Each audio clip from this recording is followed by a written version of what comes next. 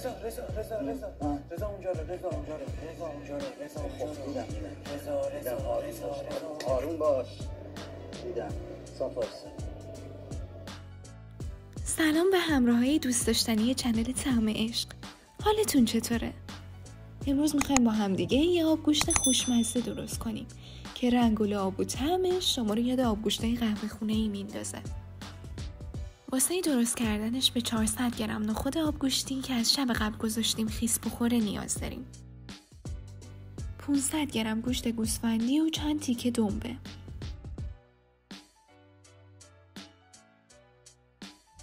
5 تا سیب زمینی متوسط، 4 تا گوجه و یه پیاز بزرگ.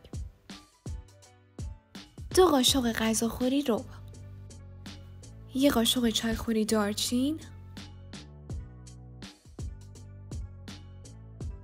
نمک، فلفل و زردچوبه. یه قابلمه متوسط بردارین و نخودا گوشت و دنبتون رو توش بریزین. بعدش پیازتون رو چارقاش کنین و اضافه کنین.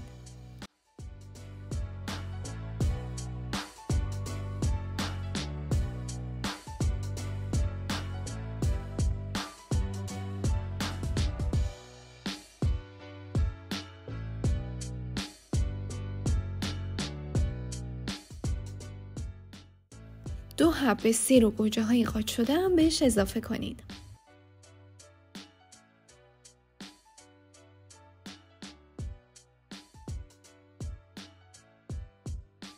رو موادتون حدود 1 قاشق غذاخوری زردچوبه بریزین و بعدش تا جایی که آب روی موادتون رو بپوشونه آب جوش اضافه کنین. تو این مرحله نمک اضافه نمی کنیم چون باعث میشه گوشتمون سفت بشه.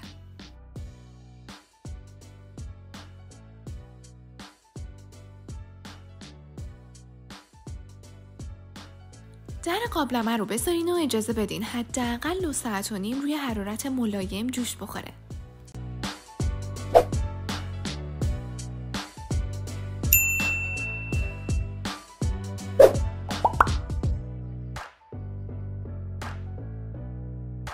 حالا نوبت اضافه کردن سیب زمینیامونه.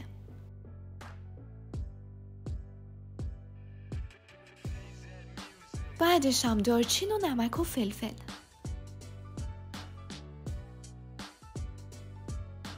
و در آخر رب رو به ظرف اضافه کنین و هم بزنین.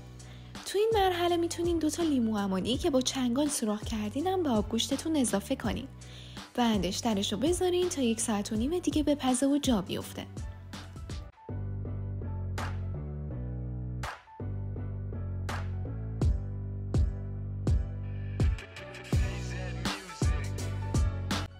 آبگوشت خوشمزدمون آماده است. چه رنگ و لعابی.